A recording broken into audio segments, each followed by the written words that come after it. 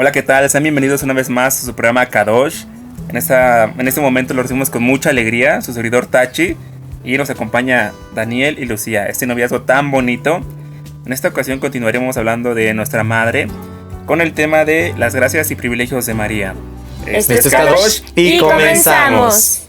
Mujer hermosa de la gracia del Señor. Iniciamos este programa con la música de Mike Martínez, con el canto No estoy yo aquí, de Renovados en el Amor, volumen 9. Majestuosa sin igual, me miras y me amas. Hola amigos, en esta segunda parte del tema de María hablaremos de las gracias y privilegios que debido a la importancia de su misión Dios le concedió y que a lo largo de la historia de la iglesia han sido reconocidos como dogmas. Tachi, ¿nos puedes decir qué es un dogma? Por supuesto.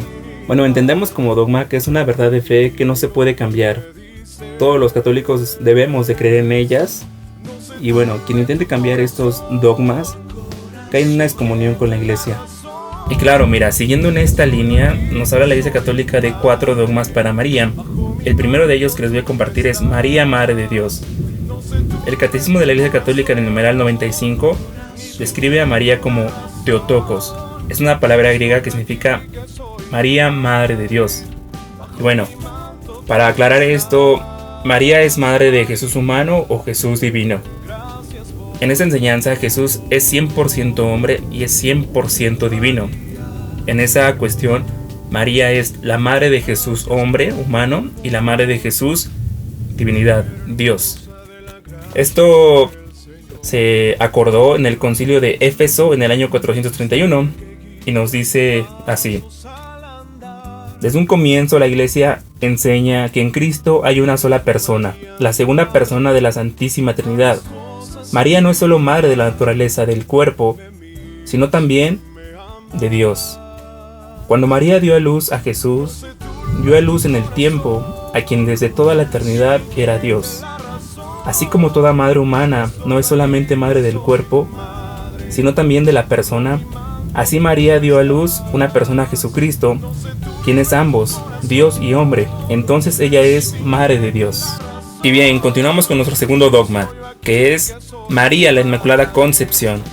Cronológicamente este es el tercer dogma de la Iglesia Católica, pero es el primer privilegio que Dios le concede a María, que es creada sin pecado. Si Jesús, nuestro Salvador, fue sin pecado, también la fuente tiene que ser sin pecado. Es decir, que María fue preservada de ese pecado, de cualquier pecado.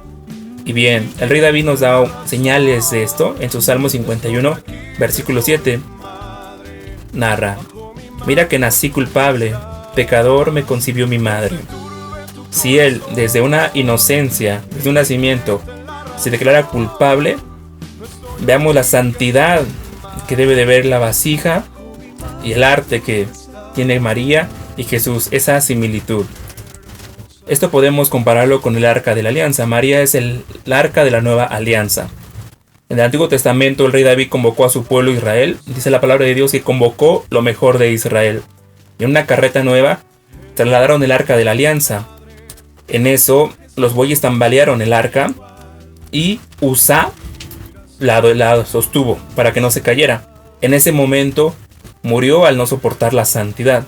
No podía ser tocada, tenía que ser sin mancha.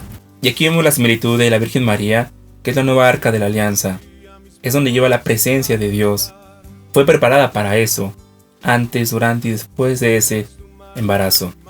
Y bien, el Papa Pío IX, el 8 de diciembre de 1854, en su bula Ineffabilis Deus, proclama: declaramos, pronunciamos y definimos que la doctrina que sostiene que la Santísima Virgen María, en el primer instante de su concepción, fue por singular gracia y privilegio de Dios omnipotente en prevención de los méritos de Cristo Jesús, Salvador del género humano, preservada inmune de toda mancha de culpa original, ha sido revelado por Dios. Por tanto, debe ser firme y constantemente creída por todos los fieles. Y continuando con lo que dice Tachi sobre los dogmas, el siguiente dogma acerca del cual vamos a hablar es la virginidad de María. el cual es en realidad el segundo dogma reconocido por la Iglesia en el año 649 durante el primer concilio de Letrán. En cuanto a este dogma, los protestantes, al hablar en contra de la virginidad de María, siempre van a sacar citas bíblicas como la siguiente: Juan capítulo 2 versículo 12. Después bajó a Cafarnaúm con su madre y sus hermanos y sus discípulos, pero no se quedaron allí muchos días. En esta cita bíblica, al igual que en otras, la palabra de Dios nunca dice de manera literal: María tuvo más hijos. Repito, la Biblia nunca dice que María tuvo más hijos.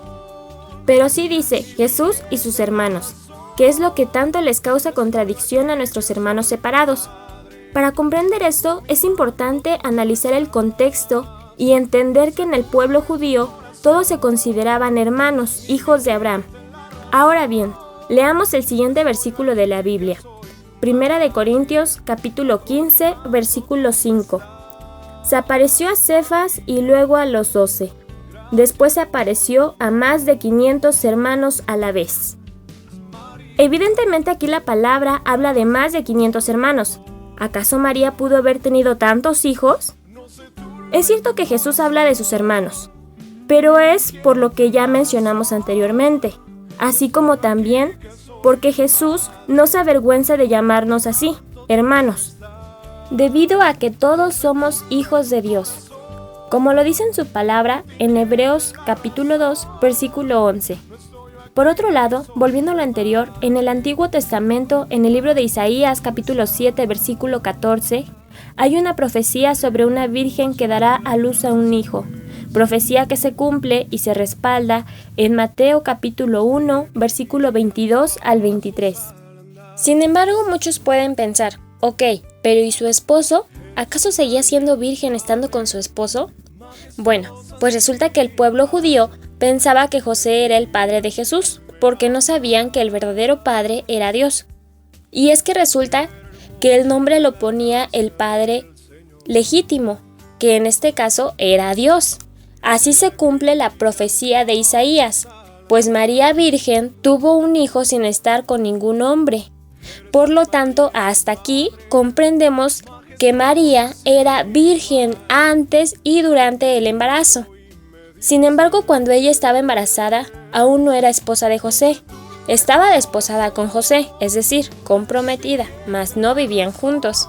Por lo que al enterarse José del embarazo, como era un hombre bueno y justo, decidió dejarla en secreto. Y es que en el pueblo judío, si una mujer era infiel y se sabía públicamente, la mataban a ella a pedradas. Por lo tanto, para que eso no ocurriera, había de dos formas. Una era criarle el hijo del otro hombre, pero los judíos no hacían eso. Y dos, era dejarla en secreto, así la gente podía pensar que el hombre solo la había embarazado y se había ido. De no ser así, podían matarla.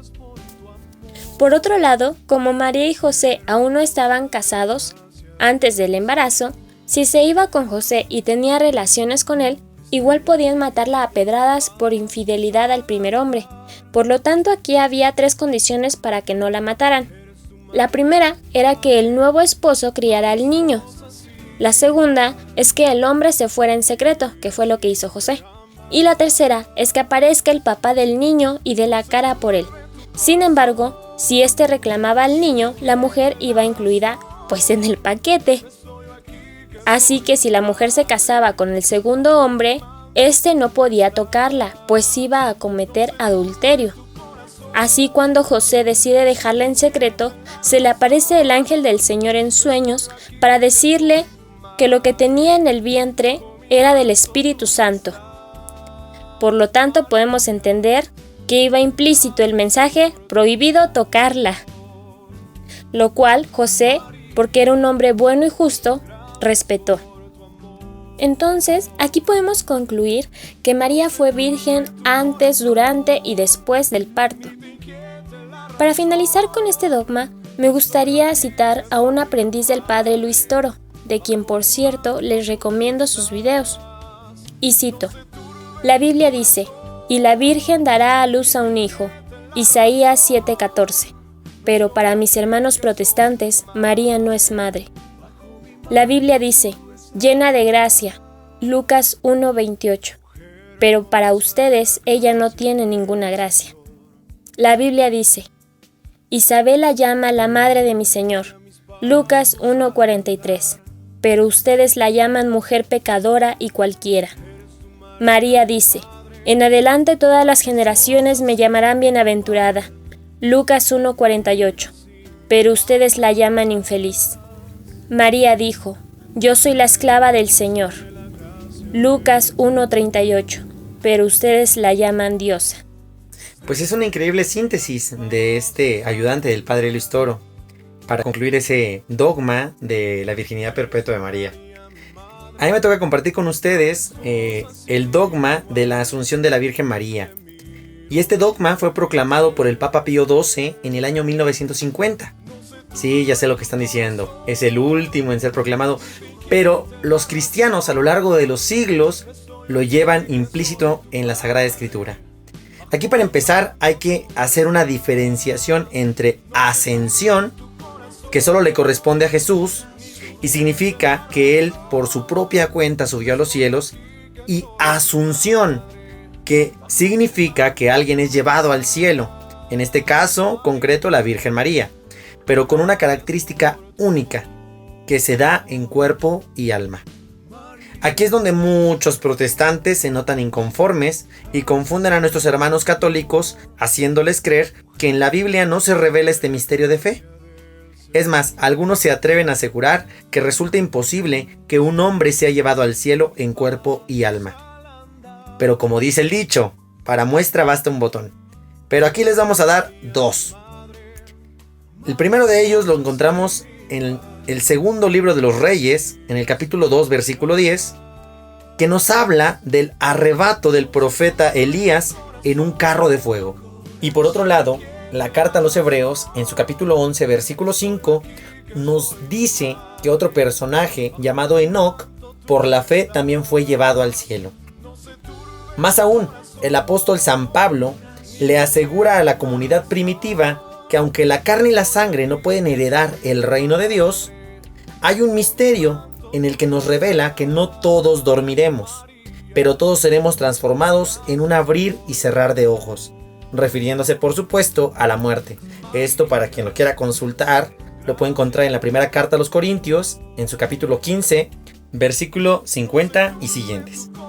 También en el Apocalipsis, un libro de muchos símbolos, en el capítulo 11, versículo 19, nos vamos a encontrar que María está en el cielo. Nos dice así el profeta Juan, podemos llamarlo profeta porque este género literario es profético. Dice que el santuario de Dios en el cielo se abrió, y de pronto el arca de la alianza se veía en el cielo. Esta arca de la alianza, como ya lo había dicho mi compañero Tachi, es María, la nueva arca de la alianza. Y esto lo confirmamos en el capítulo 12 del mismo Apocalipsis, que nos dice que apareció una gran señal en el cielo, una mujer vestida del sol, con la luna bajo sus pies y una corona de 12 estrellas sobre su cabeza. La mayor parte de las apariciones marianas que ha habido a lo largo del mundo tienen estos símbolos: una mujer vestida del sol, con la luna bajo sus pies. Nosotros incluso como mexicanos podemos notar estos símbolos en Santa María de Guadalupe, nuestra morenita del Tepeyac. Ahora bien, en el versículo 5 del capítulo 12 del Apocalipsis, se nos revela que sí es María esa mujer. Y nos dice este pasaje, que dio a luz un hijo varón, y ese hijo varón es el que está para dominar con cetro de hierro a todas las naciones, y que fue elevado al trono del Altísimo, dándonos a entender que es Jesús. Y como diría el buen padre Luis, ¿qué mujer pudo dar a luz a Jesús? Solamente una, y esa mujer es María. A esta misma mujer, en el versículo 6 del capítulo 12 del Apocalipsis, tenemos que Dios le ha preparado un lugar. En el versículo 14 nos dirá que le ha dado 2 alas, las del águila grande, y en un lenguaje de Judea de aquel entonces, nos da a entender que esas alas del águila grande son para llegar a lo más alto. Es el simbolismo del águila. Ahora bien, llamamos a María el arca de la alianza. Y aquí yo quisiera hacer una figura literaria que nos da el Evangelio de San Lucas en la visitación de María a su prima Santa Isabel. Cuando María llega sabiendo que Isabel lleva 6 meses de embarazo, saluda a Isabel y Juan el Bautista, que está en el vientre de Isabel, salta lleno de gozo al escuchar el saludo de la Virgen María. Si ustedes recordarán, el rey David, cuando veía el arca del Señor, se ponía a danzar alegremente alrededor de ella. Lo mismo que hizo Juan el Bautista. De hecho, en aquel capítulo, en el libro de Samuel, cuando David danzaba, nos dice que danzaba con un paño apenas casi desnudo el rey David. Lo mismo Juan el Bautista, solo cubierto por la placenta en el vientre de Isabel. Ahora bien, en la carta a los Hebreos, en el capítulo 9, en el versículo 4, nos da a comprender qué contenía el arca de la alianza. Y nos dice que en un vaso de oro contenía el maná del cielo. Jesús, como todos lo sabemos, es ese nuevo maná, es ese nuevo pan que ha bajado del cielo, concebido por María por obra y gracia del Espíritu Santo. Además, también esta arca de la alianza contenía las tablas de la ley y la vara de Aarón que había florecido. En capítulos anteriores recordaremos que María era de 2 tribus, la tribu de Judá por parte de su padre, la tribu de Aarón por parte de su madre.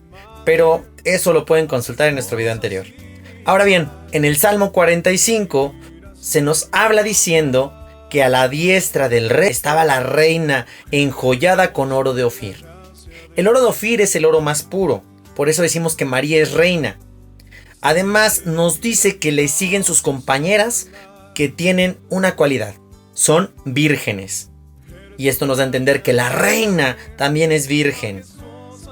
A esto que aparece en el Salmo y en las lecturas que hemos estado viendo, cuando hablamos de Sagrada Escritura lo llamamos prefiguración. Y esta es una prefiguración de María, nuestra madre, la Virgen y también Madre de Dios. Ahora bien, esta reina también era madre. En la tradición judía, la madre reina tenía un lugar especialísimo como madre del rey. El ejemplo lo podemos ver en el primer libro de los Reyes, en su capítulo 2, versículo 19.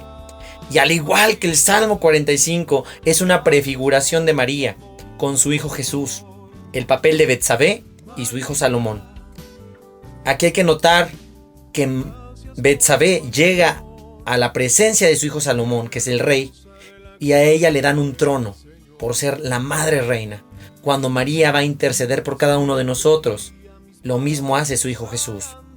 Por eso no debemos rechazar a María como nuestra madre, y mucho menos podemos quitarle el lugar que se merece como reina del cielo. Para todos aquellos que tienen dudas sobre esta maternidad, para todos aquellos que tienen dudas sobre esta asunción a los cielos de María, busquen videos de apologética para poder comprender este misterio de fe. Así es, Dani, y esto es maravilloso, porque no la sentó a su izquierda, no, la sentó a su derecha. Recordemos también que cuando estaban los apóstoles con Jesús, le pidieron lo mismo. Esto lo podemos ver en Mateo capítulo 20, versículo 23. Y cito: «Pero sentarse a mi derecha o a mi izquierda no es cosa mía el concederlo, sino que es para quienes está preparado por mi Padre». Aquí Jesús les está diciendo que no es cosa de Él concederles el sentarse a su derecha o a su izquierda, porque ellos querían sentarse a su lado. Él les dice que es deber de su Padre, a su Padre le corresponde esa decisión.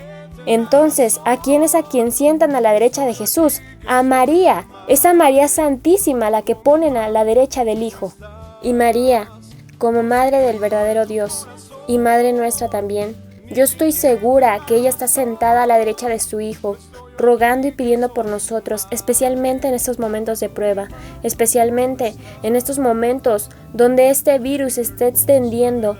Yo estoy segura de que María no nos va a dejar solos si nosotros clamamos a su misericordia también, si nosotros le pedimos que ella como Madre de Jesucristo ponga nuestras ofrendas a sus pies, que ella ruegue e interceda por su pueblo. Así es, Lucy. Y esta es una invitación para todos los que nos escuchan, a rezar el rosario constantemente en familia o individualmente. Hay que clamar a la Madre de la Misericordia, que es María. Y bueno, para concluir este programa, que esperemos que les haya gustado y que les sirva para edificación de cada uno y de sus hogares, queremos mandar saludos a Alan y Gabriel, A Erika Lozogaste, a Jonathan, a Erika y a Carla, a Renovación en Cristo y a todas nuestras comunidades de la Renovación Carismática. Que en este momento de prueba y dificultad puedan la siguiente semana experimentar la resurrección de Jesús en sus vidas. Ahora bien, queremos invitarlos, ya que la siguiente semana estaremos transmitiendo lunes, martes y miércoles el Tríduo Pascual. ¿Quieres saber qué es el Tríduo Pascual? ¿Qué se celebra el jueves, el viernes, el sábado? No olvides sintonizar K2. Saludos cordiales a todos y que la paz de Cristo esté con ustedes. Esto es K2 y hasta pronto. María, gracias por tu amor. María, gracias por tu amor.